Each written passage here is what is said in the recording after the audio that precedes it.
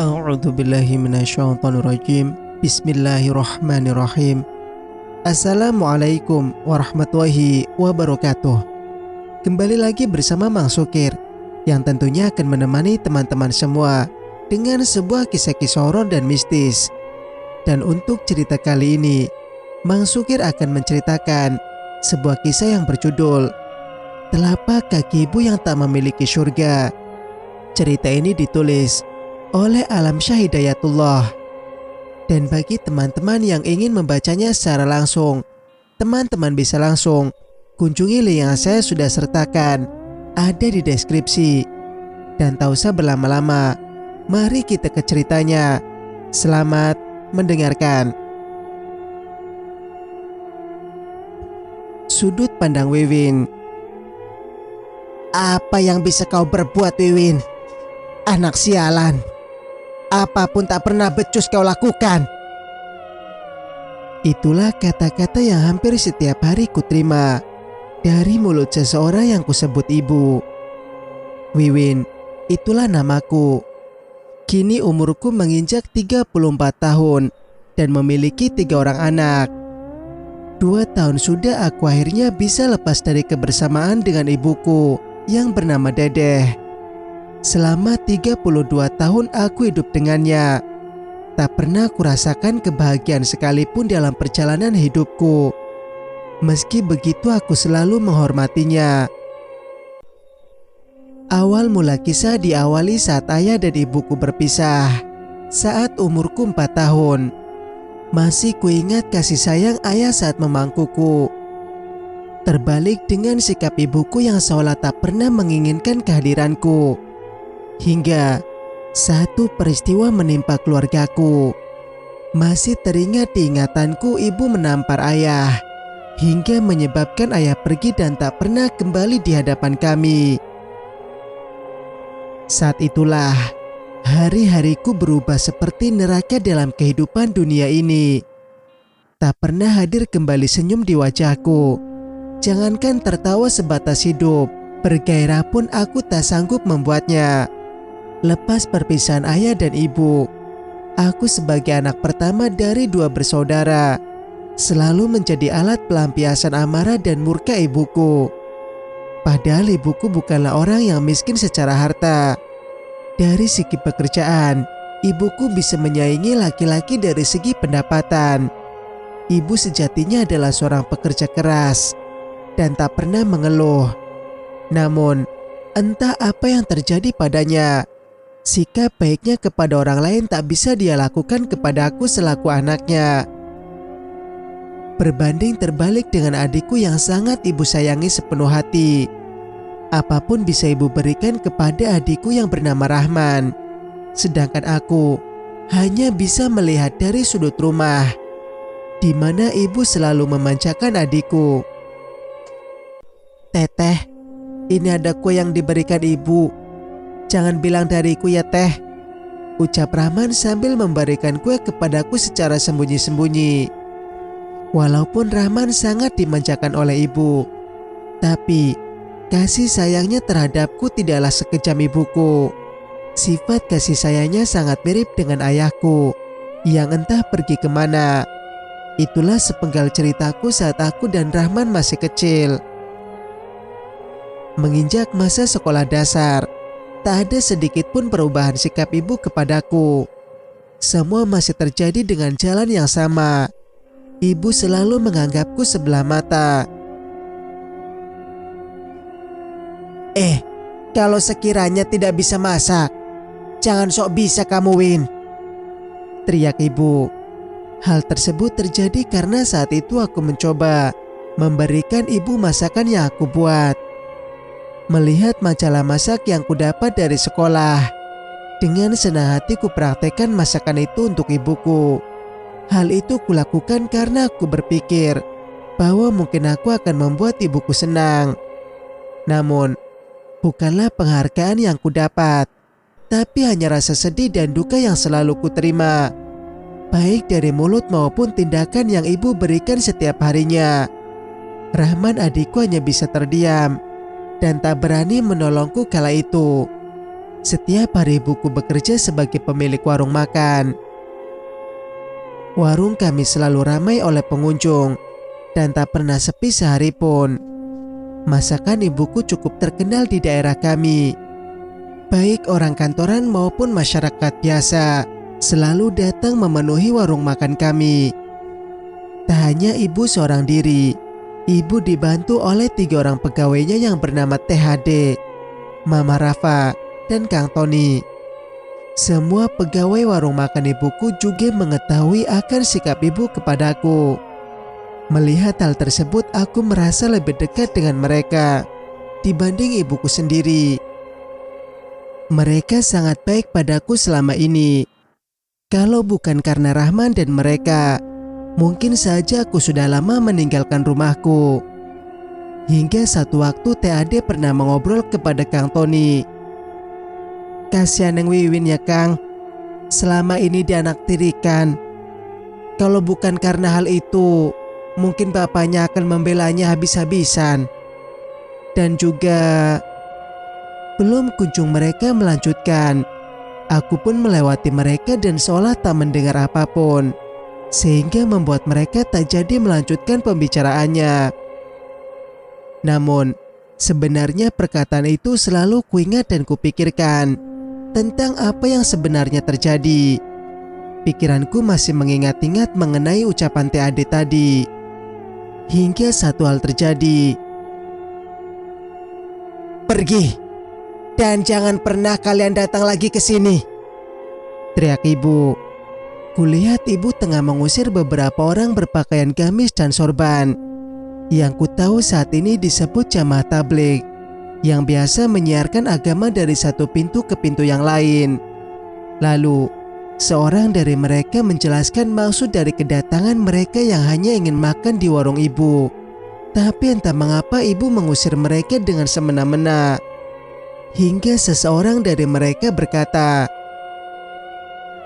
"Allah Maha tahu apa yang ibu lakukan di tempat ini, Bu." Dan mereka pun berlalu pergi. "Gak usah sok tahu kalian. Cepat pergi!" bentak ibu kala itu. Seyogyanya ibu selalu ramah kepada pelanggan warungnya. Namun, sikap ibu kadang berubah sinis kepada orang-orang yang menampilkan identitas agamanya. Entah mengapa aku belum mengerti saat itu. Sekalipun ibu selalu menampilkan sikap kasarnya di depan umum, tapi hal itu tak mempengaruhi keadaan warung ibu yang kian ramai. Kulihat ibu pergi setelah memarahi orang-orang tadi dan berlalu pergi ke dalam warung sambil melewatiku. "Lihat apa kamu?" bentak ibu padaku yang memandangnya. Sungguh hati ini sangat menyedihkan jika kuingat masa-masa itu. Selain sifat kasarnya padaku, aku juga sebenarnya ingin bertanya mengenai hal-hal ganjil yang ibu lakukan. Rumahku saat dulu cukup besar. Perabotan rumah disusun rapi, namun terdiri dari barang-barang tua dan klasik. Tempat air dan perawatan makan juga masih banyak yang terbuat dari tanah liat. Perabotan bambu juga menemani kesan tempo dulu rumah kami. Tak hanya itu yang membuat hatiku penuh tanya. Satu ruangan yang selalu ibu kunci juga menjadi hal terbesar dalam tanyaku. Tiap malam ibu selalu memasukinya. Dan bila aku boleh jujur, sebenarnya hal-hal gaib juga sering aku lihat di rumah ini. Mulai dari suara-suara rintihan, suara wanita menangis, hingga lolongan anjing di setiap malam. Tak sampai di sana, beberapa penampakan juga kerap aku alami saat kecil, hingga beberapa tahun silam. Satu hari pernah di dalam rumah, aku sebagai anak perempuan berniat untuk membereskan rumah, mulai dari mengepel dan menyapu lantai rumahku. Tapi apapun yang kulakukan tak pernah di mata ibu. Sedikit saja lantai rumah masih terlihat sedikit basah, maka mulut ibu dengan senang hati akan menghardikku. Bahkan pernah satu hari ember air cucian lantai ibu tendang. Tanda tak puas hasil kerjaku. Hal itu selalu terjadi hingga umurku menginjak masa remaja. Lebih tepatnya saat aku memasuki umur anak SMP. Sedikit berbeda saat aku masih sangat kecil. Pada usia ini aku mulai ingin menanyakan perihal sikap ibu yang tak pernah berubah padaku. Juga, aku sangat ingin menanyakan tentang ayahku yang pergi. Karena apa dan pergi kemana? Sungguh saat itu aku sangat rindu sosok ayah di sampingku. Saat ini juga warung makan ibu semakin berkembang. Kini ibu sudah memiliki cabang baru di sebelah. Para pegawai ibu juga makin banyak. Tapi yang tetap bertahan dari awal hanyalah Mama Rafa dan Kang Tony. Dan untuk THD kini tak lagi bekerja di warung ibuku karena ingin fokus menjaga anaknya di rumah. Percuma kamu sekolah, Wiwin. Jam segini baru pulang. Habis cari mana kamu? Tanya ibu padaku selepas pulang dari sekolah. Maaf bu, tadi ada kegiatan tambahan di sekolah, jawabku. Halah, sok-sokan. Kamu cari-cari alasan saja. Cepat ganti bajumu. Bantu warung ibu, beresin piring-piring sana, ucapnya. Tak ada rasa iba ibu melihatku lelah pulang sekolah. Jangankan untuk menawari makan dulu, melihat wajah letihku pun tak pernah ibu lakukan. Bahkan untuk sekedar mengisi perut saja, aku harus bekerja terlebih dahulu dan makan bersama pegawai ibuku. Saat selesai membantu warung ibu, aku makan bersama dengan Kang Tony dan Mama Rafa. Melihat berdua seperti menjadi orang tua penggantiku. Kang Tony, bolehkah aku menanyakan sesuatu? Tanyaku pada Kang Tony. Kang Tony lantas mengangguk tanda membolehkan. Apa aku benar anak ibu, Kang? Tanyaku sedikit meneteskan air mata. Melihatku menangis, Mama Rafa lalu merangkul pundakku sambil menenangkan aku dan berkata, aku tak boleh berkata seperti itu. Kang Tony juga melakukan hal yang sama seperti Mama Rafa. Walaupun mereka tahu pertanyaan ini lambat laun akan terpikirkan oleh Wiwin karena tindakan ibunya yang kurang memberikan sayang pada Wiwin. Malam hari lepas selesai membereskan warung tanda tutup, aku pun pergi ke rumah yang tak jauh dari warung ibuku.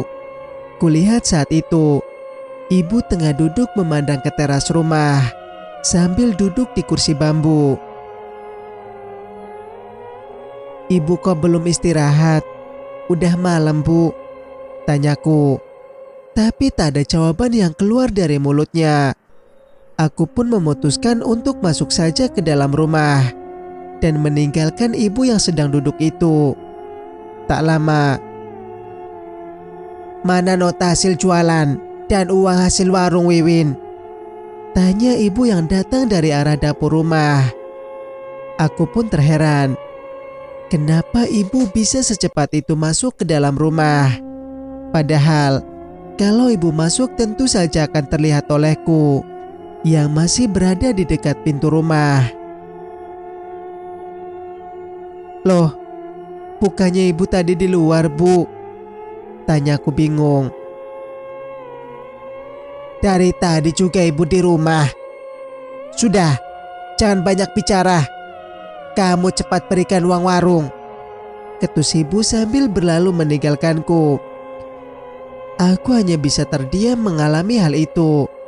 Tak lama aku coba melupakan kejadian tadi dan lekas masuk ke dalam kamarku.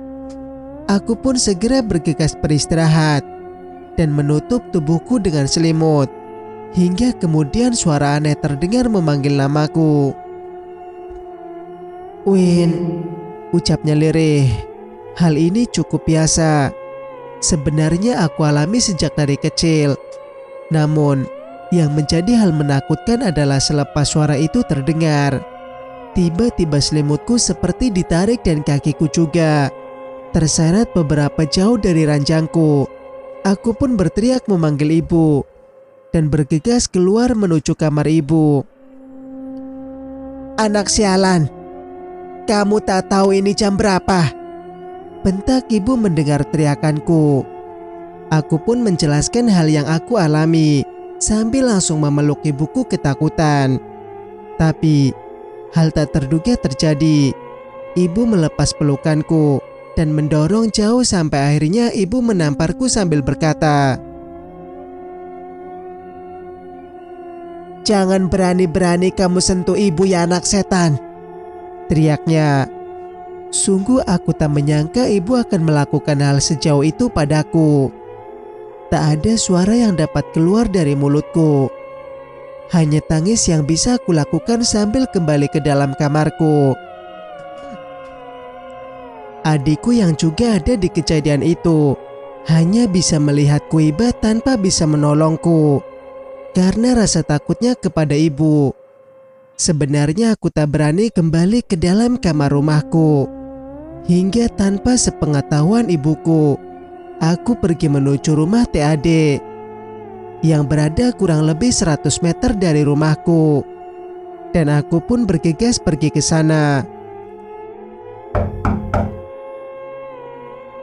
"TAD, Assalamualaikum," ucapku. Terdengar suara langkah menuju pintu dan membuka pintu rumah. "Ya Allah, Wiwin," ucap TAD. Aku yang masih terisak menangis hanya terdiam melihat TAD yang juga menyuruhku masuk ke dalam rumah. "Kenapa Neng Wiwin kok malam-malam datang ke sini?" tanya TAD sembari memberikan air untukku. Masih dalam tangis, aku menjelaskan akan perilaku ibu yang kian hari kian garang padaku. Masalah seperti ini cukup membuat mentalku berantakan. Maklum saja, masa-masa remaja waktu itu hanya terdapat cercaan dan hinaan, membuatku merasa hidup dengan cara tidak normal. THD yang menatapku kasihan terlihat matanya juga sedikit berkaca-kaca. Teteh kan sudah lama kerja sama ibu. Wiwin mau tanya, kok ibu selalu marah-marah padaku? Apapun yang kulakukan selalu salah di matanya, ucapku lirih. THD menjawab bahwa setiap ibu punya cara masing-masing dalam mendidik dan mencintai anaknya. THD juga berkata bahwa mungkin dari sikap kerasnya padaku tersimpan kasih sayang yang besar. Mendengar hal itu, hatiku sedikit terobati. Tapi tentu saja jawaban THD juga tak langsung membuatku senang. Setelah beberapa lama aku berbincang dengan THD, maka aku pun bermaksud mengatakan perihal kedatanganku ke rumahnya. Aku berniat menginap semalam saja di rumah TAD karena masih tersimpan rasa takut saat berada di kamarku sendiri pasca kejadian tadi. THD pun mengizinkanku untuk menginap di sana dengan syarat subuh hari mesti sudah pulang ke rumah agar tidak diketahui oleh ibuku. Tentu saja apabila tahu Wiwin menginap di sembarang tempat, Ibu Wiwin tak segan-segan menambah hukuman dan cemoohannya kepada Wiwin. Ya sudah, sekarang Neng Wiwin tidur saja di kamar sebelah itu. Kamar itu kosong.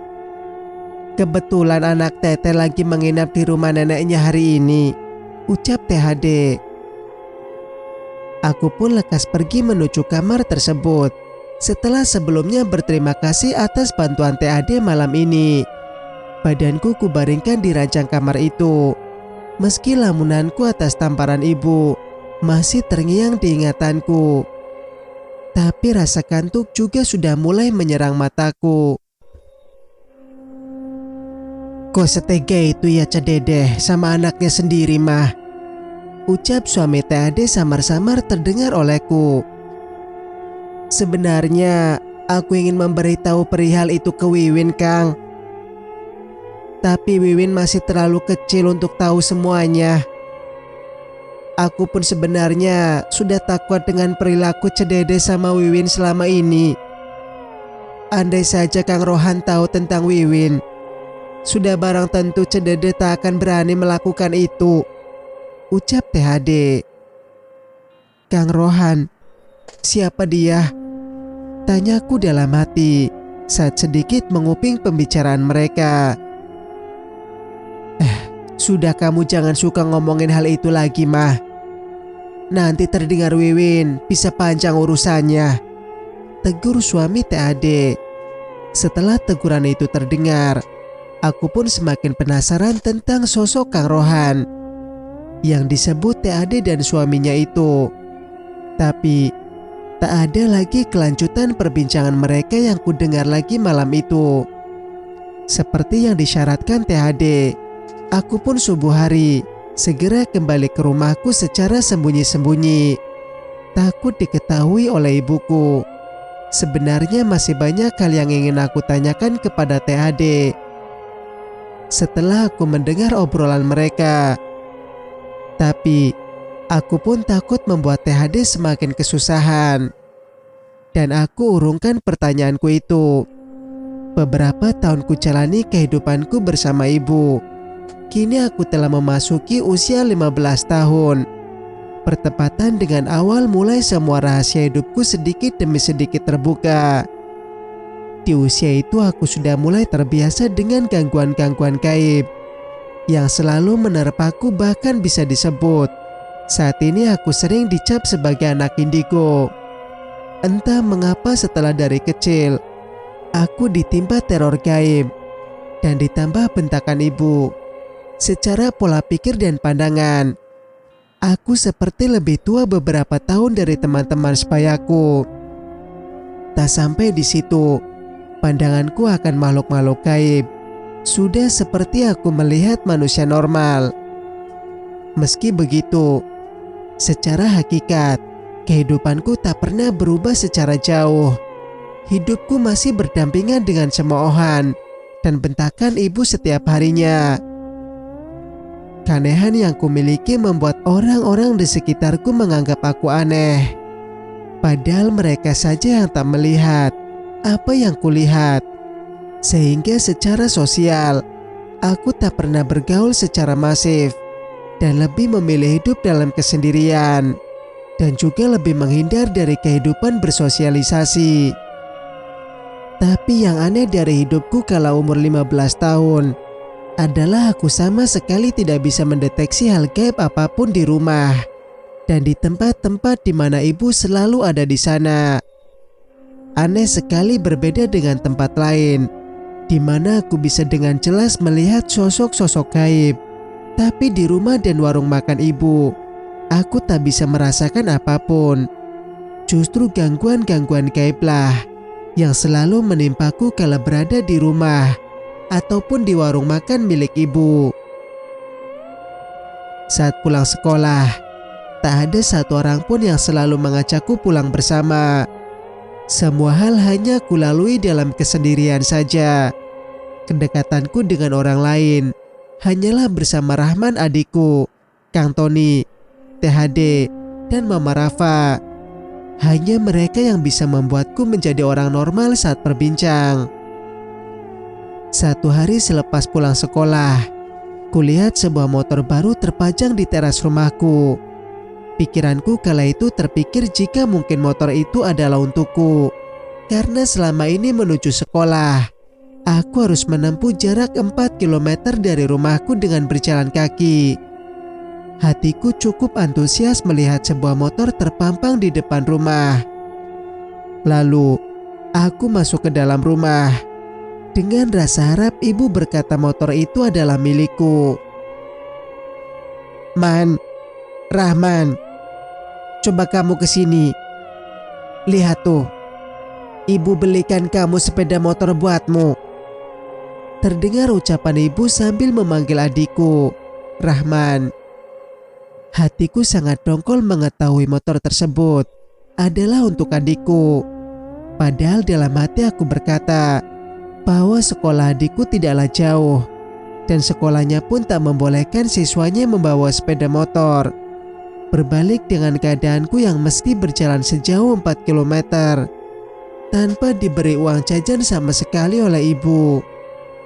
Mengetahui hal itu, aku pun hanya berlalu ke kamar dan segera mengganti baju untuk membantu warung ibu seperti biasanya.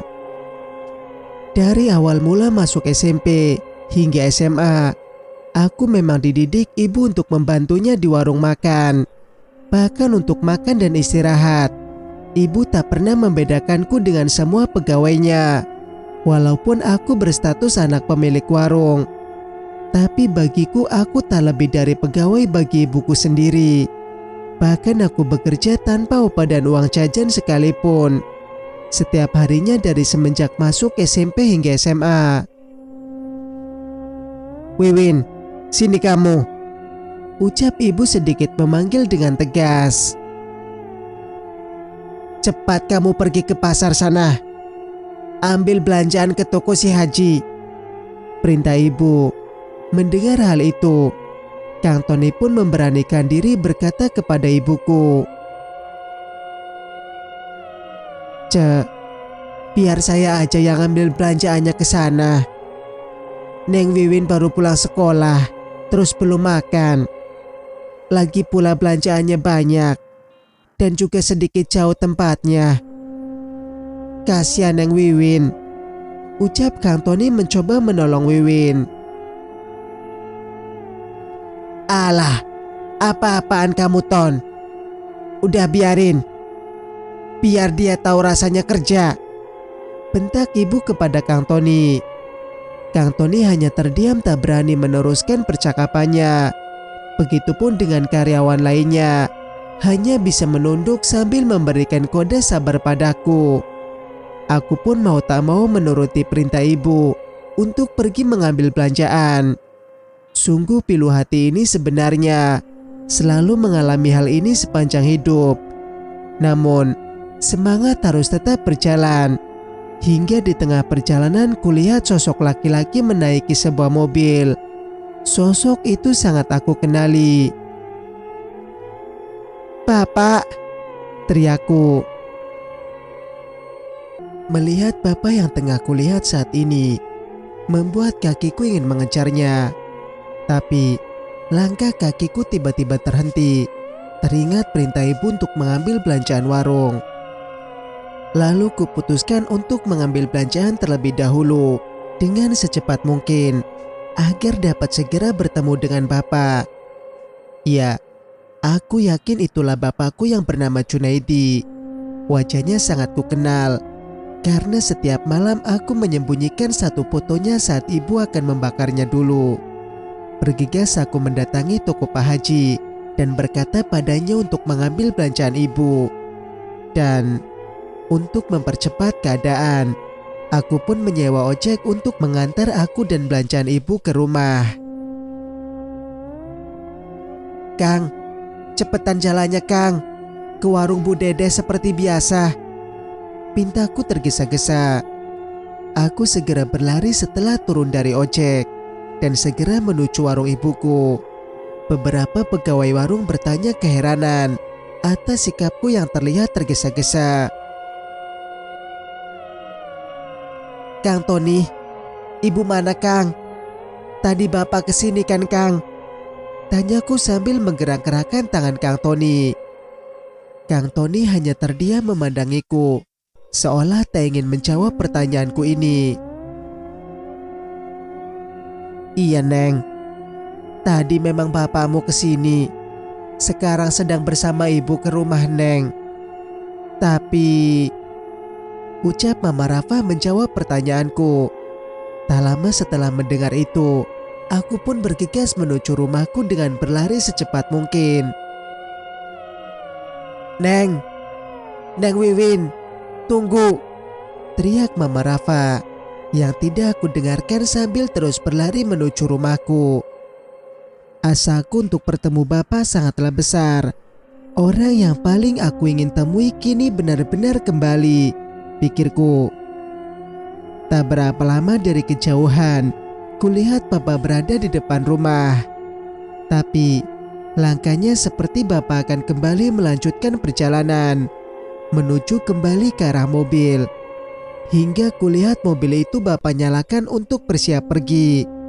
Lariku makin kupacu, namun sayang suaraku tak sekeras suara mesin mobil. Hingga akhirnya aku pun kehilangan kesempatan bertemu dengan bapakku. Ibu yang melihatku menangis meratapi kepergian bapak, hanya terdiam dan berlalu pergi ke dalam rumah, seolah tak terjadi apapun. Lalu, aku pun segera menemui ibu untuk menanyakan perihal kedatangan bapak. "Ibu, tolong Bu kasih tahu Wiwin, kenapa bapak pergi? Di mana bapak, Bu? Kenapa bapak datang ke sini, Bu? Wiwin rindu bapak, Bu," teriakku kepada ibu dengan diiringi tangisan yang hebat. "Bapakmu tak tinggal dimanapun. Dia udah mati, Wiwin. Ingat, kamu jangan pernah bertanya apapun tentang bapakmu lagi sama ibu," bentak ibu kepadaku, memberikan jawaban yang tidak aku harapkan. Aku hanya bisa tertegun menangisi kepergian bapak. Harapan satu-satunya untuk melihat bapak kini telah sirna. Aku pun menyadarkan tubuh lelahku ke dinding rumah. Isak tangis masih menyertaiku. Hingga satu waktu dua orang terlihat olehku, sedang memandangiku dari luar pagar rumah. Mereka berdua memakai baju gamis terlihat seperti seorang ayah. Mereka berdua memakai baju gamis terlihat seperti seorang ayah dan anaknya. Orang yang terlihat tua itu lalu terlihat seolah memalingkan wajahnya dariku, diikuti seorang lagi yang juga kembali mengikutinya. Wiwin, apa-apaan kamu? Malah bengong di sini. Kembali ke warung. Bantu si Tony sana. Enak saja malah diam di sini. Cepat kerja kamu, teriak ibuku dari arah dalam rumah. Dengan keadaan yang masih diliputi kesedihan, aku pun kembali pergi ke warung. Semua pegawai satu persatu mulai memandangiku. Bahkan Kang Tony yang melihatku sangat bersedih, hanya dapat mengusap rambutku dan meminta agar aku bersabar atas perilaku ibu. Di dalam kegiatanku membantu warung, aku pun masih terlarut dalam lamunan akan kepergian bapak tadi. Hingga beberapa saat kemudian, seseorang memberikan salam. "Assalamualaikum teteh, mau makan?" ucapnya. Mataku segera kualihkan kepada orang itu, dan kulihat ternyata orang tersebut adalah seseorang yang melihatku tadi saat di rumah. "AA-nya tadi yang lewat di depan rumah ya?" tanyaku. Beberapa saat berbincang akhirnya diketahuilah bahwa mereka merupakan warga baru di kampungku. Mereka berdua merupakan ayah dan anak yang ku ketahui bernama Arif sebagai anaknya dan Ustadz Umar selaku ayahnya. Lalu selesai menyiapkan pesanan mereka, aku pun segera mengantarkannya ke meja di mana Arif dan ayahnya duduk. "Assalamualaikum. Maaf Pak. Maaf A. Bukannya saya tidak sopan, tapi ibu saya sangat kurang suka melihat orang berpakaian islami. Saya juga tak tahu kenapa. Tapi jika nanti kalian bertemu dengan ibu, tolong maafkan sikap ibuku ya Pak," ucapku melihat mereka berpakaian islami. Aku pun lalu melihat ke wajah Arif, tanda memberi pertanyaan yang sama. Tapi ada yang aneh kala aku melihat Arif, yang seperti memiliki umur yang tak jauh beda dariku. Perasaanku seolah melahirkan sinyal yang berbeda. Apakah karena Arif terlihat baik dan manis bagiku? Pikirku waktu itu. Ustadz Umar dan Arif pun mengiyakan permintaanku, dan aku pun berlalu pergi meninggalkan mereka. Lalu kembali kulihat Arif yang tengah makan bersama ayahnya itu. Saat bekerja aku pun secara tak sadar selalu mencuri-curi pandang ke arah Arif. Semakin kulihat semakin senang aku melihatnya. seolah kesedihanku tiba-tiba hilang atas peristiwa perginya kembali bapak. Ya, itulah pertemuan pertamaku bersama mereka berdua. Dua sosok yang akan merubah hidupku sepenuhnya nanti. Beberapa waktu mereka pun selesai dan segera membayar makanan yang sudah dipesannya. Tak lupa mereka pun berkata jika mereka tinggal di kampung ini dan memperkenalkan diri mereka kepada semua pegawai di warung ibu. Lalu saat mereka berdua telah berlalu, aku pun segera menuju meja mereka. Loh, kok makanannya tidak disentuh sama sekali sih? Ucapku heran dengan makanan mereka yang masih utuh. Bahkan sendok mereka pun masih terlihat bersih. Tidak ada tanda bekas pakai sekalipun. Padahal sedari tadi aku melihat mereka seperti makan dengan lahapnya. Sungguh mengherankan sekali pikirku. Aku pun segera mengambil makanan mereka berdua dan membawanya kembali ke dapur warung dan menyimpannya di atas meja begitu saja. Tak lama ibu hadir di sana, tapi suatu hal ganjil terlihat olehku atas perilakunya. Dahinya mengernyit dan matanya berubah tajam seketika. Ibu seolah mencari sesuatu dengan cara mencium-cium sebuah bau dengan hidungnya. Hingga akhirnya ibu menuju meja di mana makanan tadi aku simpan. Tiba-tiba ibu seperti orang yang mual dan berlalu segera mungkin dari warung dan pergi entah kemana. Semua orang hanya bisa melihat ibu pergi. Tak ada satupun yang berani bertanya perihal kejadian itu. Hanya kulihat Kang Tony dan Mama Rafa yang saling pandang saja, seolah menyimpan sesuatu yang mereka ketahui. Sebenarnya saat usiaku yang menginjak 15 tahun ini, banyak sekali hal yang ingin kuungkap. Mulai dari bapak, perilaku ibu dan juga diriku sendiri yang bisa melihat hal-hal gaib. Sungguh semuanya membuatku menjadi gadis yang kerap dipandang aneh oleh teman dan beberapa tetanggaku di sana. Kehidupanku semenjak menginjak SMP hingga menginjak sampai SMA tak pernah diisi dengan bermain bersama teman. Pagi sekolah, siang membantu ibu hingga malam. Itulah hidupku. Tak ada yang membuatku memiliki pengalaman bersama dengan teman-teman. Jangankan memiliki kekasih, sebatas teman baik saja aku tak punya. Sampai akhirnya satu hal terjadi padaku. Ketika pulang sekolah, pandanganku teralih ke masjid di kampungku.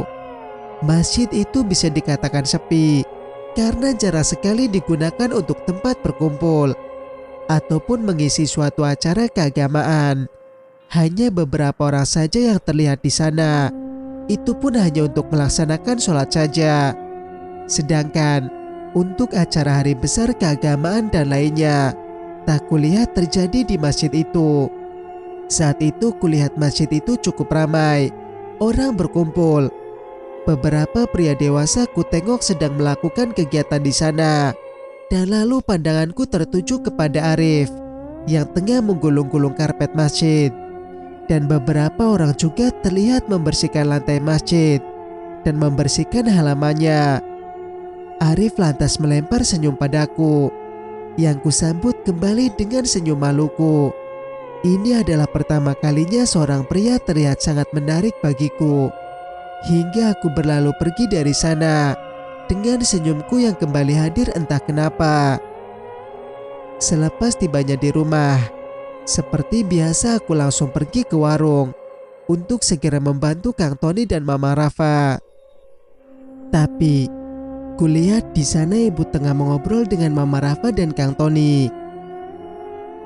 Tapi Tony, dan kamu Ida. Nama asli Mama Rafa. Ingat, sudah kubilangkan dari lama, jangan sampai ini terjadi. Aku sudah curiga saat melihat makanan itu kemarin. Lain kali tengok sedikit kalau ada pembeli, ucap ibu sedikit meninggi. Kang Tony dan Mama Rafa hanya bisa terdiam. Saat ibu berkata demikian, hingga ucapan ibu berhenti saat aku tiba di sana. Ibu pun berlalu pergi dari mereka sembari menatapku sinis. "Neng udah makan?" tanya Mama Rafa yang kala itu juga melihatku. "Belum Mama Rafa, Wiwin baru aja pulang," jawabku. Kang Tony dan Mama Rafa kemudian membawaku masuk ke dapur dan membawakanku sepiring makanan.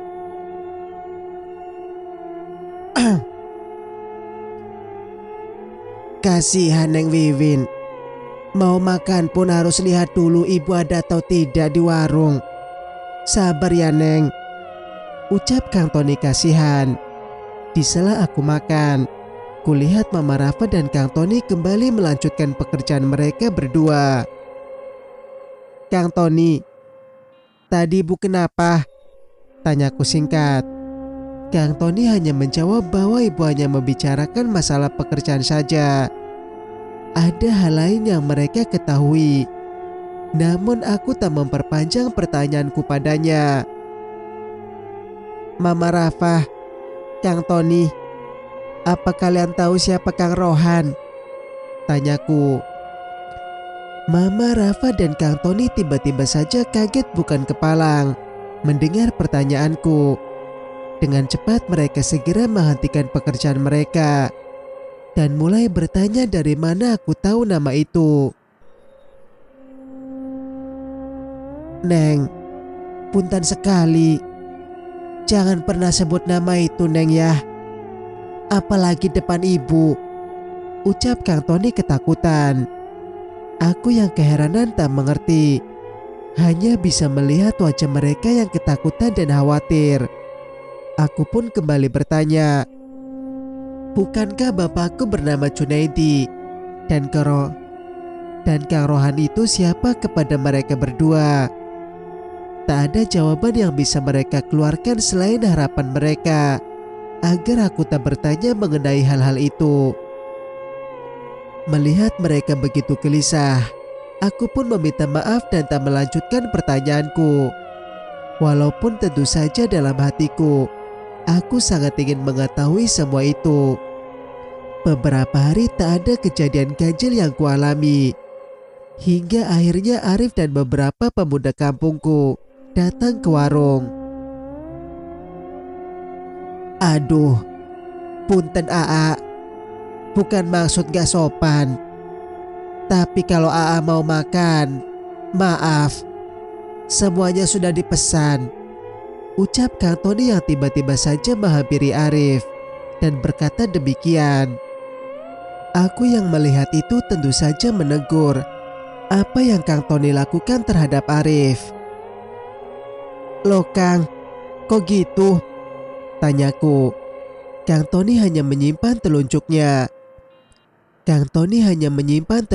Di bibir, isyarat aku tak boleh bertanya. Kulihat wajah Kang Tony yang sedikit gelisah, membuatku bingung dan keheranan. "Assalamualaikum Kang. Maaf, saya cuma mau kasih tahu. Beberapa hari lagi Isra Mi'raj. Saya datang ke sini, barangkali warung ini mau sedikit menyumbangkan dana untuk acara nanti," ucap salah seorang dari mereka. Kang Tony yang hanya mendengar itu lantas terlihat lega dan sedikit tertawa. Mungkin juga sedikit malu atas apa yang dilakukannya. Kang Tony pun lantas memanggil Mama Rafa dan memintanya mengambil beberapa uang untuk diberikan kepada mereka. Pandanganku juga teralihkan kepada Arif yang juga melihatku. Tak ada tegur sapa di antara kami. Namun aku yakin dari sorot matanya kulihat ada sesuatu yang ingin Arif ucapkan. Hingga akhirnya Arif hanya memberikan salam tanda pamit dari warung. Selepas pulang dari warung, kurang lebih pukul 10 malam, aku pun pulang menuju rumah. Setibanya di rumah, kulihat beberapa orang memenuhi teras rumahku. Segera ku percepat langkahku untuk melihat hal yang terjadi. Ku dengar teriakan adikku mengerang hebat. "Ya Allah, teriakku melihat adik yang tengah kerasukan. Beberapa orang juga terlihat menahan adikku yang berontak dengan hebat. Dan ibu hanya bisa memegang tangannya sambil menangis ketakutan. "Pergi kalian dari sini. Ini tanahku. Ini tempatku. Ada yang menggangguku di sini," teriak adik yang tengah kerasukan hebat. Tak ada satupun yang bisa menenangkannya. Hingga tiba-tiba Ustadz Umar datang ke rumah bersama tetanggaku yang memanggilnya. Adikku yang masih kerasukan langsung melotot dan menunjuk-nunjuk Ustadz Umar berulang kali. Adik semakin beringas seolah ingin menerkam Ustadz Umar yang langsung membacakan doa-doa dan memegang kepala adikku. Tak lama adikku terkulai lemas dan terjatuh tak berdaya ke lantai. Beberapa orang langsung mengangkatnya ke dalam kamar. Selesai semua terjadi, semua orang masih berkumpul dan "Bapak-bapak, terima kasih atas bantuannya, sudah sudi menolong anakku." Namun, yang aneh ibu sama sekali tak mengucapkan sepatah kata pun kepada Ustadz Umar. Malahan tatapannya seperti menyimpan satu misteri kepadanya.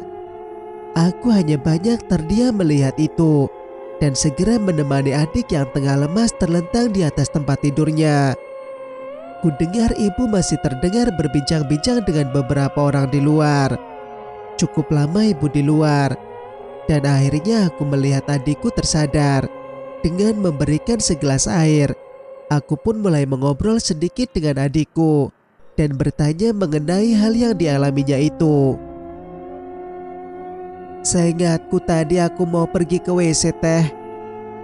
Tapi di sudut dapur, tiba-tiba kulihat sosok menyeramkan yang begitu saja menabrakku. Hanya itu yang kuingat sampai akhirnya aku ada di kamar ini." Adikku juga mengatakan, setelah makhluk itu seperti masuk ke dalam dirinya, adik mendengar suara ibu sedang tertawa. Aku yang mendengar cerita itu semakin bingung dibuatnya. Wiwin, ngapain kamu di sini? Jangan ganggu adikmu. Pergi sana. Bawa sial aja bisanya kamu." Bentak ibu begitu saja padaku. "Kok ibu jadi marah padaku, Bu? Apa salahku?" Tanyaku sedikit kesal. "Berani jawab kamu sekarang?" bentak ibu kembali padaku. Aku hanya tertunduk diam menahan perasaan kecewa dan marah dengan keadaan ini. Walau saat itu aku sangat ingin mengatakan sesuatu, tapi rasa takutku masih sangat besar pada ibu. Lepas semua mulut ibu tak berhenti menyudutkanku kala itu. Hingga aku pergi menuju kamar pun celotehannya tak pernah berhenti. "Anak sialan, anak setan, si pembawa sial, tak berguna." Itulah kata-kata yang hampir setiap hari ku dengar di telinga dari mulut ibuku. Hingga satu ketika aku sudah tak tahan dengan semua umpatannya padaku. Lalu, ku ambil jam beker samping ranjangku dan ku lempar sekeras mungkin ke pintu kamarku. Ku dengar langkah hentakan kaki yang terdengar cepat menuju kamarku. Suara pintu dibuka dan terdorong keras. "Kurang ajar! Sini kamu! Setan kamu! Berani sekarang melawan!" teriak ibuku mendengar aku membanting benda ke daun pintu saat dirinya berceloteh. Rambutku dijambak dengan kuat dan menarikku keluar kamar. Beberapa kali aku menerima tamparan dan umpatan dari ibuku sendiri. Hal itu terus diulang tak berhenti hingga adikku keluar dan menahan keberingasan ibu saat menyiksaku. Bu, udah Bu, kasihan teteh Bu," teriak adikku menahan tangan ibu sambil memelukku erat. Kalau saja adikku tak menahan ibu, mungkin aku sudah menerima banyak siksaan. Hingga akhirnya ibu menghentikan amarahnya karena melihat adikku yang juga ikut menangis. memohon belas kasihan ibu agar segera memaafkanku. Ingat kamu, Wiwin. Kamu makan di sini, tinggal di sini. Jadi jangan pernah bersikap seolah-olah kamu pantas melakukan itu, bentak ibu padaku. Dengan tangis yang masih deras di pipi, adikku segera menenangkanku. Hanya ada adik di rumah ini sebagai obat hidupku yang terluka. Dan karena perasaan yang kian tak menentu, aku pun pergi keluar hanya untuk menenangkan diri. Saat itu pukul 10 malam dan aku duduk di teras rumah dengan lamunanku akan hidup. Esok hari pun tiba. Tak ada tegur sapa yang ibu berikan padaku. Matanya sinis seolah jijik melihatku.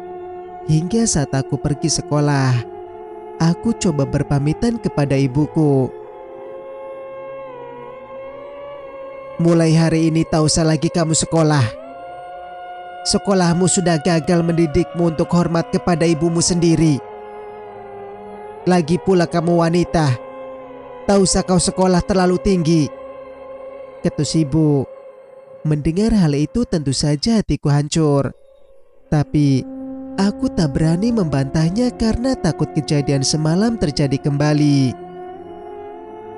Tapi Bu, Teteh kan baru saja masuk. Lagi pula nilainya juga cukup bagus. Dan Teteh juga rajin belajar, timpal adikku. Sudah, kamu diam saja. Jangan terlalu mendukung kakakmu itu. Kamu lihat perilakunya semalam. Apa pantas seorang anak berani seperti itu kepada ibunya? Ucap ibu dengan nada cukup tinggi. Udah gak apa-apa dek, Teteh ikhlas, lirihku sambil pergi menuju kamar. Aku pun segera pergi ke kamar dan mengganti bajuku secepat mungkin. Lalu aku kembali menghampiri ibu dan berpamitan untuk pergi saja ke warung untuk membantu Kang Tony dan Mama Rafa. Di perjalanan, aku berpapasan dengan Arif yang akan menuju toko seberang jalan. Loh, Wiwin, mau kemana? Kok tumben gak masuk sekolah? Tanya Arif. Aa. Iya, A. Tadi agak pusing, jadi aku gak masuk sekolah, jawabku dengan senyum palsuku. Oh, gitu ya. Cepat sehat aja. Oh iya, barangkali mau ikut gabung. Jam 6 sore nanti ada pengajian rutin. Alhamdulillah, sekarang banyak yang ikut. Bahkan anak-anak remaja seumuran kamu pun banyak yang ikut, ucap Arif setengah antusias.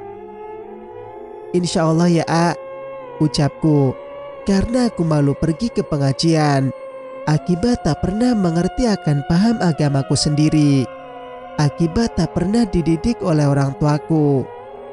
Akhirnya kami pun saling berpamitan dan menuju tujuan masing-masing. Loh, Neng kok gak sekolah? Tanya Mama Rafa padaku.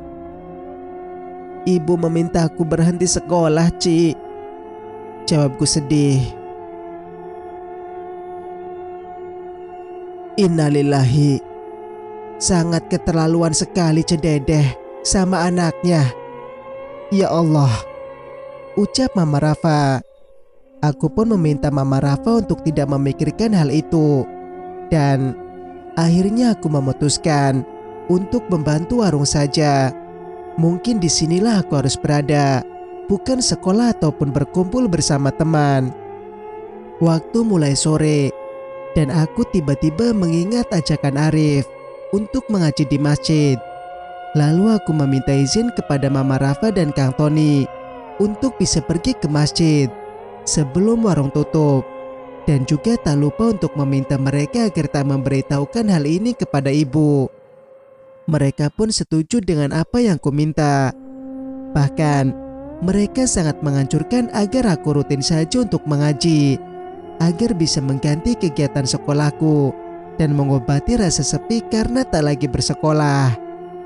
Berbekal kerudung dan mukena yang diberikan Mama Rafa dari rumahnya, aku pun bergegas menuju masjid.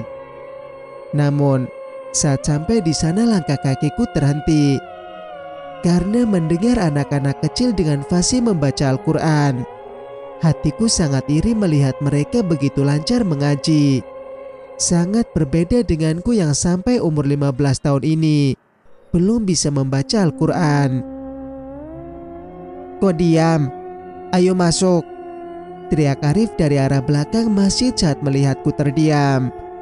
Aku pun hanya tersenyum dan menurutinya saja. Di dalam masjid, terlihat banyak sekali anak-anak dan remaja masjid sebayaku. Saat ku masuk mereka melihatku, sehingga membuatku kikuk tak berdaya. Selepas tak lagi bersekolah, akhirnya aku mempunyai kegiatan baru, yaitu mengaji. Hal ini kulakukan hingga umurku menginjak 19 tahun.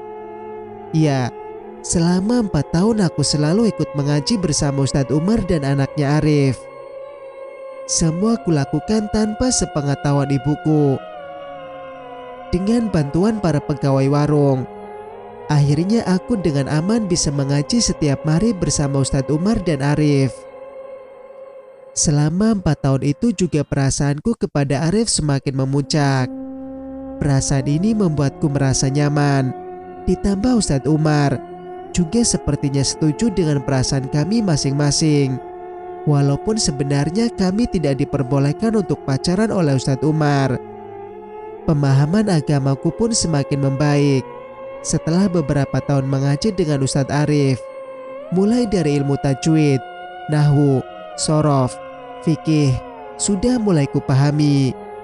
Tapi sesuatu yang aneh pula mulai kurasakan setiap kali aku mengaji.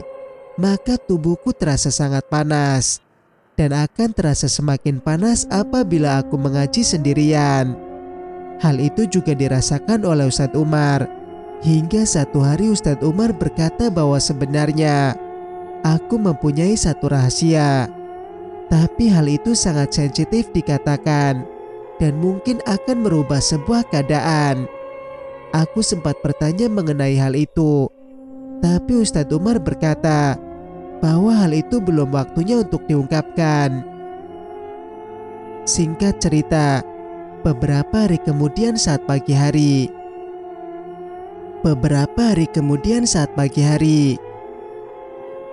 "Bu, aku mau bicara sebentar," ucapku kepada ibu. "Ada apa kamu? Tumben," ketus ibu menjawab. "Besok ada tamu mau datang ke sini, Bu," ucapku sedikit takut. "Tamu? Siapa? Mau apa?" tanya ibu dengan wajah sinisnya padaku. "Ustadz Umar, Bu. Sore ini mau bertamu, Bu," jawabku. "Hei bodoh. Iya, mau ngapain? Ngomong kok sepotong-sepotong kamu," ucap ibu kesal. Maaf, Bu. Sebenarnya Ustadz Umar bermaksud datang ke sini untuk melamarkan anaknya, Arif, kepada Wiwin, Bu," ucapku. "Hah? Gak salah dengar, Ibu? Baguslah," ucap ibu. Aku tak menyangka bahwa ibu akan senang hati mendengar semua itu. Dengan wajah tak percaya, aku pun kembali bertanya untuk memastikan kembali. "Ibu jadi setuju, Bu?" tanyaku antusias. "Ya senenglah. Jadi Bu gak ada lagi beban buat ngasih kamu makan.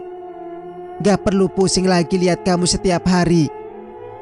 Tak kusangka anak sialan sepertimu ada yang menginginkan," ketus ibu. Walau sedikit sakit aku mendengar perkataan ibuku, tapi setidaknya apa yang akan kutakutkan ternyata tidak terjadi. "Sudah, kamu segera ke warung sana. Bantu dulu di warung. Sebelum sore kamu cepat pulang, ucap ibuku. Dengan perasaan senang, aku pun segera menuruti perintah ibu. Setibanya di warung, aku pun tak lupa memberitahu semua pegawai warung, dan mereka pun turut gembira mendengar hal ini. Sepanjang siang senyumku selalu terpajang di bibirku, mengingat hari ini Arif akan melamarku. Hingga akhirnya waktu yang kutunggu datang, dan aku mulai bergegas pergi ke dalam rumahku.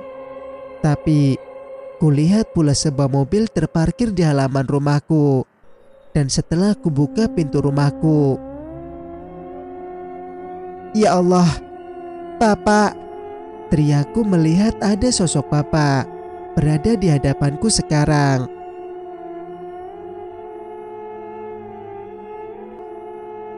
Melihat sosok Bapak yang selalu kurindu, aku pun tak tahan meneteskan air mata dan memeluknya seerat mungkin. "Pak, ya Allah, kenapa baru sekarang kita bertemu, Pak?" Lirihku memeluk Bapak. "Maafkan Bapak, Win. Bapak selama ini tak pernah menemuimu. Sekali lagi Bapak minta maaf, Win," ucap Bapak padaku. Ibu pun ada di depan Bapak tanpa ekspresi apapun. "Bapak dengar, kamu ada yang mau melamar." "Bapak senang dengarnya," tanya Bapak. Aku pun menjelaskan perihal lamaran tersebut ke Bapak dengan panjang lebar, seolah ingin mengeluarkan semua hal yang kupendam selama ini. Wajah Bapak hanya tersenyum, namun menyiratkan sesuatu hal yang masih ditutupi. "Ada hal yang mesti kamu tahu, Win," timpal ibu.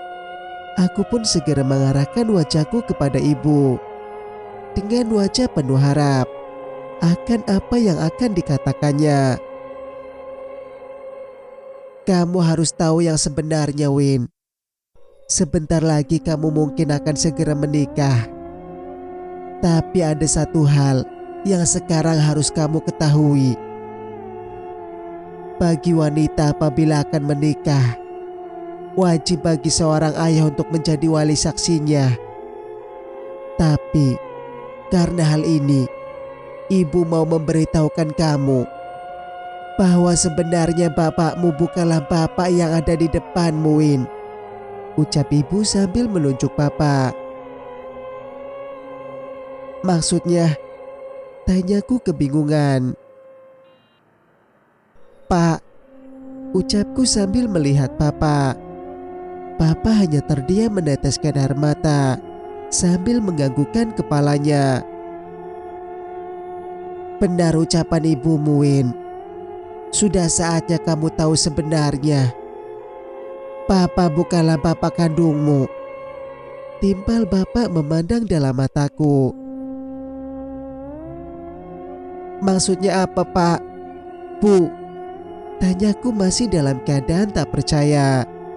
Hingga saat Bapak akan melanjutkan perkataannya, aku pun secara tak sadar mengeluarkan air mata dengan deras, tanda tak percaya dengan semua yang kudengar.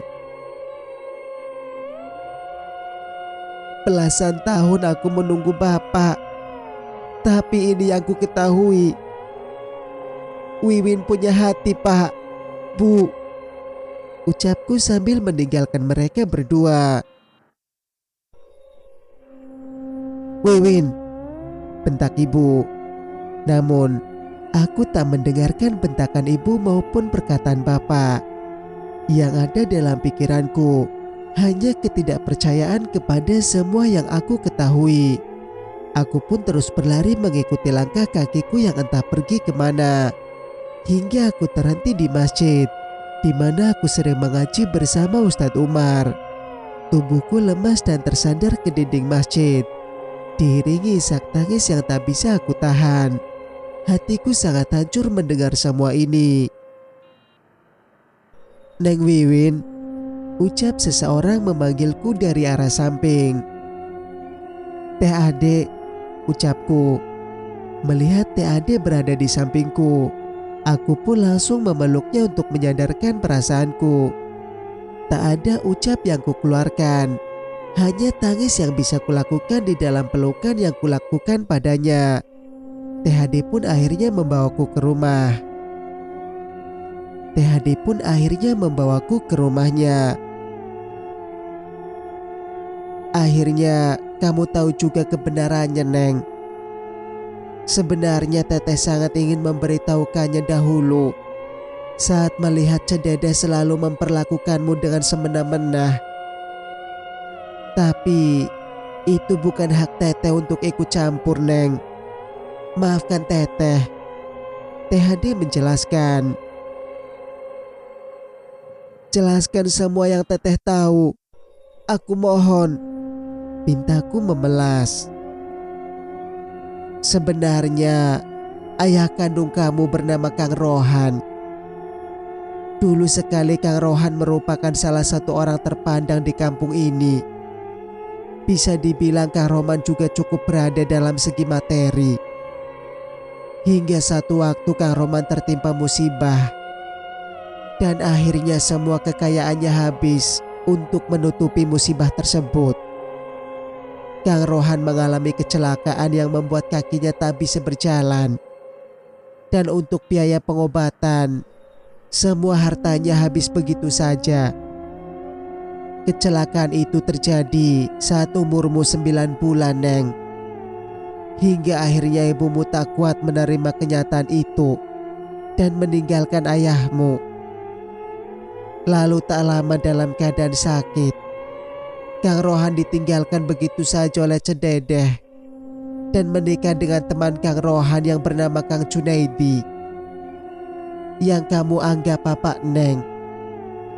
Lalu Cededeh dengan rasa tak bersalah mendatangi Kang Rohan yang tengah sakit bersama Kang Junaidi untuk meminta restu agar mereka bisa menikah dan meminta Kang Rohan menceraikannya. Kang Rohan yang pada dasarnya memang sangatlah baik, ternyata merestui mereka dan menitipkan kamu kepada Kang Junaidi. Kang Junaidi sebenarnya merasa bersalah, namun rasa cintanya kepada ibumu menutupi pikiran Kang Junaidi waktu itu. Ucap THD menjelaskan. Semakin hancurlah hatiku mendengarkan penjelasan THD. Pikiran dan hatiku remuk tak tertahankan. Air mataku semakin mengalir deras. Terus kenapa sikap ibu sangat membenciku, Teh? Tanyaku kembali. Karena kebencian dan hati kotor Cededeh kepada Kang Rohan yang dianggapnya tak bisa membahagiakannya, Neng. Ibumu menikah dengan Kang Rohan karena hartanya. Sehingga saat Kang Rohan jatuh miskin, ibumu meninggalkannya. Dan kamu, Neng, mewarisi wajah Kang Rohan. Dan itu yang membuatnya sangat benci padamu. Tambah TAD. Sungguh tak percaya yang ku dengar ini. Setega itukah ibu pada anak kandungnya? Ada satu hal lagi yang meski kamu tahu, Neng. Setelah ibumu meninggalkan Kang Rohan, Cededeh lalu membuka usaha warung. Dan Teteh pun sebenarnya merasa bersalah karena waktu itu warung sangat sepi. Lalu Teteh berkata kepada Cededeh untuk melakukan ritual penglaris warung. Teteh merasa bersalah, Neng. Semua hal aneh yang terjadi di rumahmu mungkin ada sangkut pautnya dengan penglaris yang dilakukan Cededeh atas inisiatif Teteh, Neng. Ucap TAD yang seketika mengeluarkan air mata tanda menyesal. THD lekas memelukku, tanda menyesal dan meminta maaf padaku. Kami pun larut dalam kesedihan dan tangis kala itu. Teh, terus apa yang menyebabkan Bapak Junaidi dan Ibu berpisah? Tanyaku. Itu karena warung semakin berkembang dan Kang Junaidi tak bisa menandingi usaha dari ibumu. Ibumu sangat berharap Kang Junaidi bisa lebih baik dari Kang Rohan. Namun, semua itu tak didapatkan ibumu, Neng, jawab TAD. Berulang kali TAD terus meminta maaf akan perilakunya yang dulu mengajak Cededeh untuk melakukan ritual penglaris. Masih dalam keadaan saling berpelukan dan derai air mata, aku pun memaafkan TAD. Sebenarnya, apakah bapak kandungku masih hidup, Teh? Tanyaku. Sambil mengusap air mata, THD berkata bahwasanya bapak kandungku tak lama meninggal dunia setelah berpisah dengan Cededeh dan dimakamkan di kampung halamannya di daerah Pejagan, Sukabumi. Neng, baik buruknya kenyataan yang Neng terima sekarang. Alangkah baiknya Neng Wiwin pulang saja. Yang sudah biarlah berlalu, Neng. Apalagi besok Neng Wiwin akan dilamar Arif. Teteh sangat mendukung Neng Wiwin menikah dengan Arif.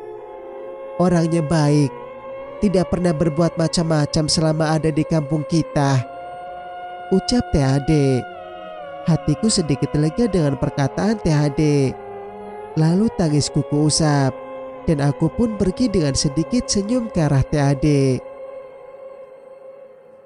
Ya Allah, Wiwin, teriak Bapak Junaidi melihatku pulang kembali sambil memelukku. Aku, ibu dan bapak kini duduk di dalam rumah. Tak tahu diri kamu, Win. Orang tua mau bicara kamu pergi begitu saja, bentak ibu padaku. Sudah, Dedeh, Wiwin baru balik lagi. Jangan kau selalu marah dan marah terus, ucap bapak sedikit meninggi. Mendengar bentakan ibu padaku, maka perbincangan pun berlanjut. Aku pun menjelaskan bahwasanya aku sudah mengetahui masa lalu Bapak Junaidi dan ibu. Meskipun aku tak memberitahu dari mana aku mendapatkan semua itu. Benar, Win. Bapak memang bukan bapak kandungmu. Tapi demi Allah, Bapak sangat sayang sama kamu. Bapakmu Kang Rohan dulu teman sejawat Bapak. Kami selalu bersama susah dan senang.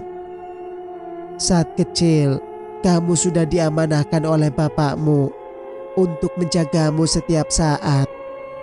Bapak dan ibumu sepakat untuk menikah, ucap Bapak menjelaskan. Bapak juga setiap bulan mengirimkanmu dan adikmu uang untuk keperluan sekolahmu dan uang jajanmu, Win, tambah Bapak. Uang jajan, uang sekolah, tanyaku dalam hati dan langsung melihat ibu seketika. Namun, aku tak berani mengatakan bahwasanya aku tak pernah diberi uang sepeser pun selama ini oleh ibu. Ibu yang mendengar Papa mengatakan itu hanya bisa memalingkan muka, seolah tak suka Bapak mengatakan hal tersebut. Akhirnya kami pun bersepakat untuk menerima pertemuan lamaran esok hari. Singkat cerita, waktu yang telah ditunggu tiba. Arif bersama Ustadz Umar dan istrinya yang bernama Bulim kini telah ada di hadapan keluargaku untuk membicarakan lamaran itu. Panjang lebar kami berbincang dengan basa-basi khas orang Sunda. Hingga akhirnya inti pembicaraan pun mulai menuju arah pokok pembicaraan, yaitu mengenai lamaran. Panjang lebar ibu dan bapak berbicara, dan akhirnya pihak Ustadz Umar bertanya mengenai uang pernikahan dan mahar yang akan diminta oleh pihak keluarga kami. Ustadz Umar telah bertanya mengenai jumlah yang mungkin diminta oleh pihak keluargaku. Namun demikian, bukan maksud bahwa Ustadz Umar adalah orang yang berada. Aku tahu betul keluarga Ustadz Umar bukanlah dari golongan orang yang sangat mampu. Tapi meski demikian secara ekonomi, mereka juga bukan termasuk orang yang tidak memiliki apa-apa. Sampai akhirnya Bapak menjawab pertanyaan Ustadz Umar dan berkata bahwasanya Bapak dan keluarga sangat senang dengan maksud lamaran ini. Tapi belum juga Bapak selesai dalam jawabannya, ibuku tiba-tiba sedikit memotong pembicaraan kami, yang membuatku sedikit tak percaya. Maaf sebelumnya, saya selaku ibunya Wiwin juga sangat senang mendapat lamaran ini. Sebelumnya juga Wiwin sudah memberitahu maksud dan tujuan lamaran dari Arif, anak Ustadz Umar. Tapi kalau boleh saya memberi saran, saya sangat berhak memberikan jumlah mahar dan uang pernikahan yang mesti ditentukan. Untuk mas kawin, bolehlah Arif dan Wiwin yang menentukan.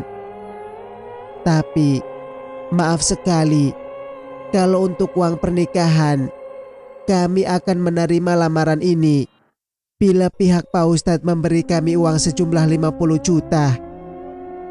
Ucap ibu kepada pihak Ustadz Umar. Mendengar hal tersebut, suasana seketika sedikit menghening.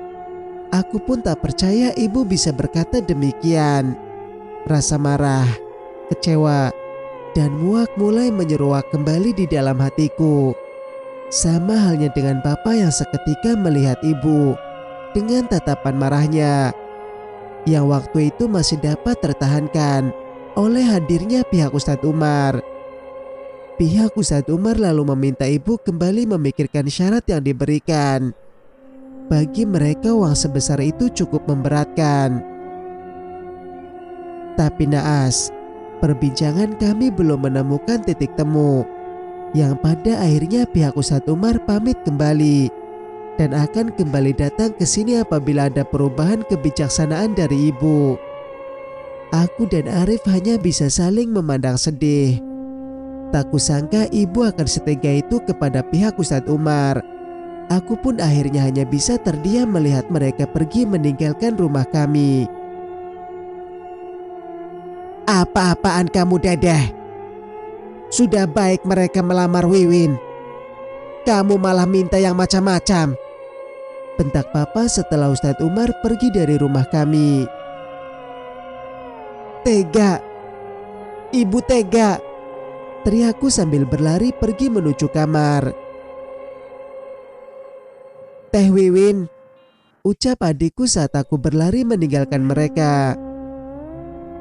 Pintu kamarku tutup sekeras mungkin, dan aku pun melanjutkan tangisku di atas ranjang tidurku.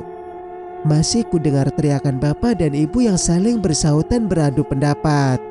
Suasana semakin kacau di rumahku. Gila kamu, Dedeh. Setega itu kamu sama anak sendiri. Kamu pikir ini masalah jual beli, hah? Teriak papa. Tahu apa kamu, Kang? Wiwin anakku. Sudah sewajarnya sebagai ibunya aku meminta uang sebesar itu. Kamu itu cuma bapak tiri, Kang. Jangan seolah-olah kamu berhak atas hidup Wiwin. Ngaca kamu, Kang. Balas ibu membentak papa. Suara bapak dan ibu sangatlah kencang. Aku hanya dapat mendengar perkataan mereka sedikit saja. Karena waktu itu aku tutup telingaku seerat mungkin agar aku tak mendengar pertengkaran mereka. Adikku datang menghampiriku untuk segera menenangkanku. Teh Wiwin, ucap adikku. Tapi tentu jelas sekali aku tak ingin ditanya oleh siapapun saat ini. Aku hanya ingin sendiri saja di kamar dan menangis sejadi-jadinya. Hancur sudah aku termenung dalam kesedihan ini.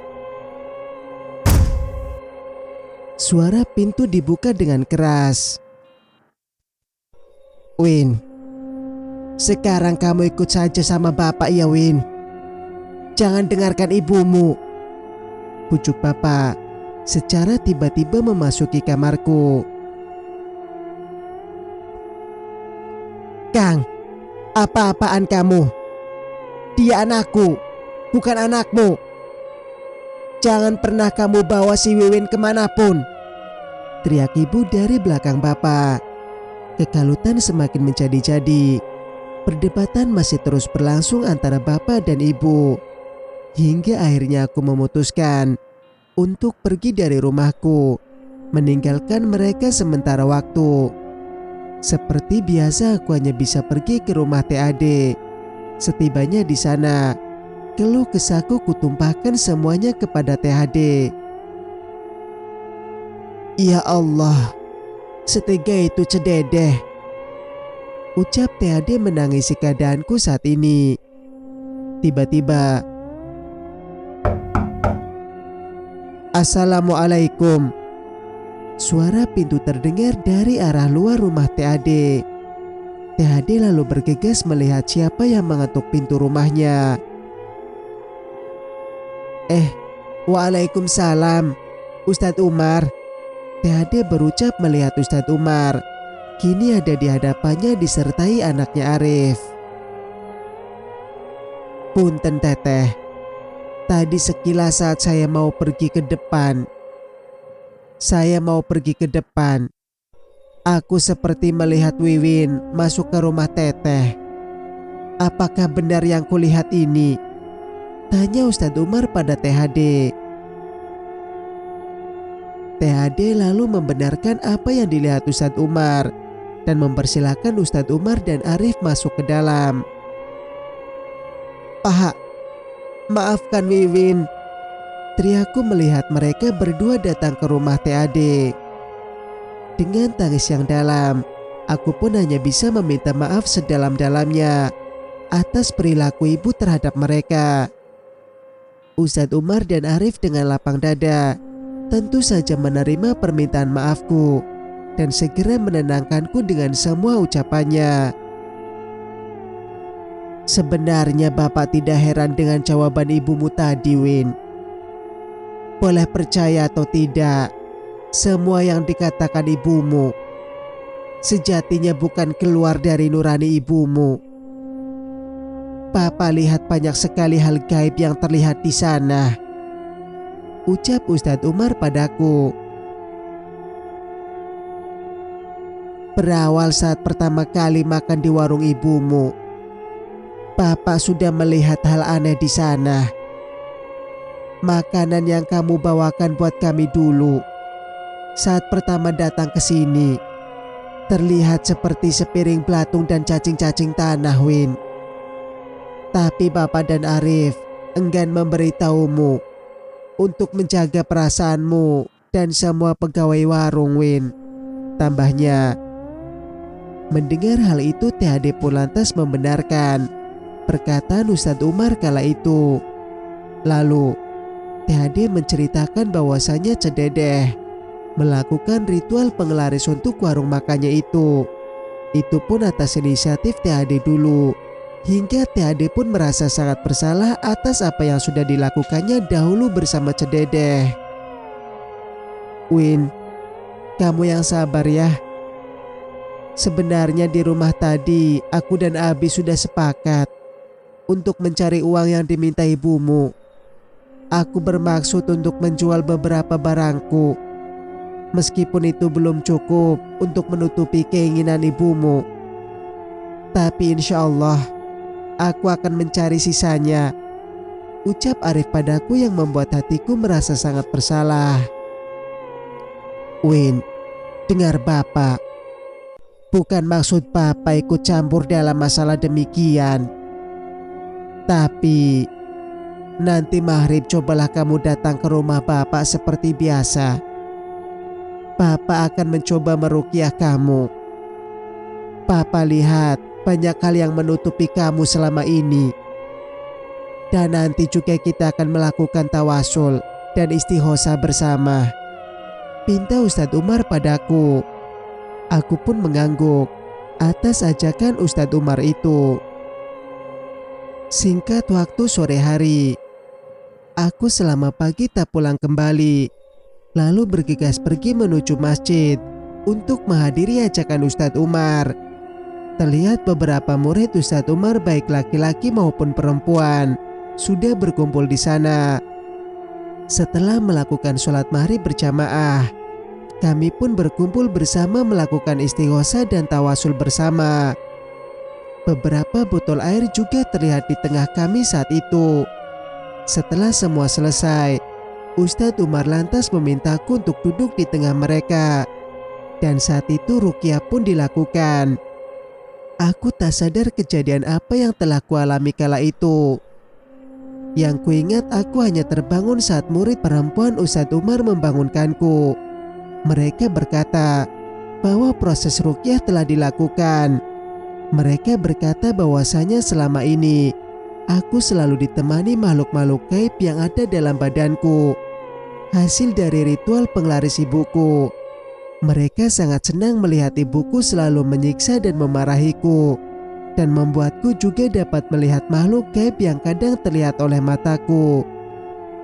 Badanku serasa sedikit ringan kala itu, hingga akhirnya Ustadz Umar menemuiku kembali. "Ini air, kamu siramkan ke sekitar rumah dan warung ibumu ya Win. Kamu lakukan saja. Insya Allah, Allah menolong kita Win. Dan satu lagi, setelah kamu selesai menyiramkan air itu, kamu membaca surat Al-Jin. Dan apapun yang terjadi, kuncilah pintu kamarmu. Dan jangan kamu buka apapun yang terjadi sebelum kamu selesai membacanya," ucap Ustadz Umar. Selesai semua, aku pun kembali ke rumahku dengan membawa beberapa botol air yang diberikan Ustadz Umar di masjid tadi. Anak tak tahu diuntung. Tiap kali ada masalah, selalu saja pergi. Dasar tak tahu diri kamu Wiwin, bentak ibu kembali, memarahiku saat aku pulang. Aku hanya terdiam tak menjawab pertanyaannya, dan lekas pergi ke kamar. Aku pun melihat sekitar rumahku dan ternyata Bapak juga telah pergi entah kemana. "Oh, mulai berani sekali ya sekarang kamu Wiwin. Jangan harap kamu bisa nikah dengan si Arif tanpa restuku. Sialan kamu," teriak ibu yang tak aku hiraukan. Esok hari aku pun bergegas menyiram air itu saat selesai sholat subuh tanpa sepengetahuan ibu. Lalu lepas itu aku pun pergi ke warung dan melakukan hal yang sama. Seperti biasa aku jalani hari itu dengan membantu di warung hingga selesai pekerjaanku. Aku pun bergegas masuk ke dalam kamar setelah mengambil wudhu dan akan membacakan surat yang diperintahkan Ustadz Umar. Hanya ada aku, ibu dan adikku yang sudah terlelap tidur. Aku pun mulai membacanya dengan diawali bismillah. Di awal bacaanku belum terjadi hal apapun. Hingga memasuki pertengahan surat, hal-hal menyeramkan mulai terjadi. Suara-suara aneh mulai terdengar olehku. Suaranya seperti jeritan banyak orang, tapi suara itu sedikit jauh terdengar olehku. Kembali suara gaib terdengar. Atap kamar seolah dicakar oleh seseorang, dan suara-suara kerikil juga terdengar terlempar olehku. Hingga puncaknya mendekati akhir, suara ibu terdengar olehku. "Buka! Cepat buka! Buka!" teriak suara itu mengancam. Namun amanah Ustadz Umar yang memerintahku agar tak membuka pintu tetap kuikuti. Hingga akhirnya pintu kamarku seolah digedor dengan kencang beberapa kali, hingga hilang saat aku menyelesaikan bacaanku. Sebenarnya aku sangat takut kala itu, tapi kesedihan dan pikiranku selama ini membuatku kuat. Selama ini membuatku kuat menghadapi semua hal tersebut. Hingga aku pun tertidur, hingga azan subuh membangunkanku. Kubuka pintu kamarku, dan kulihat ibu juga tengah berada di dapur, memotong beberapa bahan untuk warung. Aku pun melewati ibu untuk mengambil air wudhu. Tapi yang aneh, ibu tak mengatakan apapun. Padahal waktu semalam, seingatku ibu memanggil-manggilku dengan keras. Jadi siapa yang berteriak semalam? Pikirku. Tak banyak pikir, aku pun segera mengambil wudhu dan bergegas pergi sholat. Setelah selesai sholat subuh, aku pun seperti biasa membantu ibu pagi-pagi untuk membawa bahan-bahan ke warung. Ibu sangat aneh kulihat. Raut wajahnya terlihat pucat dan seolah malas berbicara. Seperti bukan ibuku yang kukenal selama ini. Bahkan saat ku pamit membawa bahan ke warung pun hanya mengangguk tanpa ada makian atau ucapan yang sakit menyentuh hatiku yang biasa ibu lakukan. Hari itu aku pun pergi ke warung dan membantu para pegawai di sana. Suasana warung juga sedikit berbeda dari biasanya. Warung yang saat pagi sudah sangat ramai dikunjungi orang, kini terlihat sedikit lengang. Tak sampai di situ, beberapa orang saat makan siang juga memberikan respon yang tidak biasa. Mereka terlihat mengernyitkan dahi dan seolah ada sesuatu yang kurang sedap di makanan warung. Hal ini terjadi beberapa hari ke depan tanpa ada perubahan sama sekali. Singkat waktu, sekitar 5 hari kemudian, saat sore di warung, aku pun dipanggil oleh tetangga dekat rumahku. "Win, aku diminta ibumu untuk mengajakmu pulang cepat. Kamu pergi ke sana dan urus," katanya. Ucap tetanggaku itu. Aku pun bergegas pulang ke rumah. Dan setibanya di sana, aku lihat keluarga Ustadz Umar, ibu, dan Bapak Junaidi telah kembali berkumpul bersama. "Assalamualaikum," ucapku saat masuk ke dalam rumah. "Waalaikumsalam," jawab mereka serempak. Dalam perbincangan itu, akhirnya kami melanjutkan perihal lamaran yang akan diperbincangkan. Sebenarnya hatiku masih ragu akan lamaran ini akan berjalan dengan lancar. Aku masih syok dengan permintaan ibu kepada pihak Ustadz Umar tempo hari. "Neng, alhamdulillah. Maaf sebelumnya, Bapak mendahului perbincangan ini. Bapak dan Ibu akhirnya menyetujui lamaran Nak Arif," ucap Bapak. Aku sangat percaya dengan keadaan itu. Aku pun melihat ibu yang hanya bisa terdiam lesu, entah mengapa. Tapi saat ini aku tak memiliki pertanyaan apapun melihat keadaan ibu. Yang ada dalam pikiranku hanya kebahagiaan akan lamaran yang diterima oleh Bapak dan Ibu. Selesai lamaran tadi, pihak Ustadz Umar akhirnya pergi dan akan kembali lagi berbincang perihal tanggal resepsi pernikahanku lain waktu. Kulihat ibu tiba-tiba pergi keluar rumah tanpa mengucapkan sepatah kata pun padaku maupun Bapak. "Makasih Pak, Wiwin senang. Tapi kenapa tiba-tiba ibu berubah pikiran?" tanyaku sambil memeluk Bapak. "Papa juga nggak tahu, Neng. Tiba-tiba saja pagi-pagi Papa dikabari ibu untuk datang ke sini untuk membicarakan lamaran," ucap Papa. "Memangnya Arif dan keluarganya sudah memiliki uang yang diminta ibu, Pak?" tanyaku. "Ibu memang meminta, tapi pihak Ustadz Umar hanya mampu memberikan uang pernikahan sebesar 20 juta saja.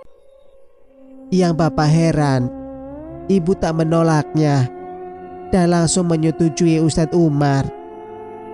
Ya mungkin ini jawaban doa kamu, Win," pungkas Bapak tersenyum. Setelah beberapa hari keadaan rumah semakin berbeda. Ibu lebih banyak diam walaupun wajah ketusnya selalu terlihat padaku. Tapi setidaknya hardikan dan cercaan ibu tak sebesar biasanya. Terima kasih ibu sudah bersedia menerima lamaran Arif, Bu, ucapku pada ibu. Iya, jawab ibu singkat. Aku pun langsung memeluk ibuku. Walau saat itu ibu tidak memelukku kembali, tapi aku sangat senang dengan perubahannya. Singkat waktu, pernikahan kami pun berlangsung. Walau tak semeriah orang lain, tapi setidaknya hari ini aku bisa merasakan kebahagiaan yang sangat dalam. Kini aku bersanding dengan pria yang aku cintai. Beberapa tahun aku jalani rumah tanggaku dengan harmonis, dan aku pun lebih memilih tinggal di sebuah kontrakan dekat rumahku bersama Kang Arif. Sejalan dengan rumah tanggaku pula, ternyata keadaan ibuku berbanding terbalik dengan keadaanku. Kesehatannya semakin menurun, dan warung pun tak seramai dulu, hingga harus menutup beberapa cabangnya. Hingga saat umur 4 tahun pernikahanku, aku meminta Arif untuk tinggal bersama ibu, karena kini ibu sudah dalam keadaan yang mengkhawatirkan. Ditambah adikku kini juga telah menikah dan tinggal bersama istrinya di luar kota. Adikku telah memiliki pekerjaan yang bagus kala itu, hingga menuntunnya untuk pergi dari kampung dan bekerja di luar kota, tepatnya di kota Batam. Melihat hal itulah, aku yang dekat dengan rumah ibu memutuskan untuk menjaga dan merawat ibu yang hanya bisa terbaring lemah. Penyakitnya cukup membuat heran. Beberapa kali dokter tak memberikan jawaban pasti akan penyakit yang diderita ibuku. Hingga akhirnya beberapa tahun aku mengurus dan merawat ibu. Warung kini telah bangkrut total. Tak ada satu orang pun yang melanjutkan. Keadaan ibu semakin kritis hingga umurku menginjak 32 tahun. Dan tepatnya tanggal 27 Januari 2001, ibuku meninggal dunia. Namun, sehari sebelum ibuku meninggal, beliau tiba-tiba meminta maaf padaku atas semua perilakunya selama ini. Maafkan ibu, Win. Sudah sangat kasar selama ini padamu. Sejatinya ibu keras padamu agar kamu bisa mengerti pedihnya hidup dan tidak mudah terpengaruh kehidupan ini. Tapi ibu telah salah jalan. Sampai-sampai ibu berbelok dari tujuan awal dan mulai membencimu karena kamu mirip dengan mendiang ayahmu. Tak pantas surga di bawah kakiku, Win, ucapnya lirih. Wiwin, maafkan Bu, tapi ibu jangan berkata demikian. Walau ibu menganggap surga tak ada di bawah kakimu, tapi Wiwin akan menganggap baktiku kepada ibu sebagai surgaku, Bu. Maafkan Wiwin selama ini tak bisa menjadi anak yang berbakti pada ibu, jawabku menangis. Dan itulah perbincangan terakhirku bersama ibuku, hingga ibuku menghembuskan nafas terakhirnya. Sejatinya, jodoh, rezeki, takdir, itu semuanya sudah di tangan Tuhan.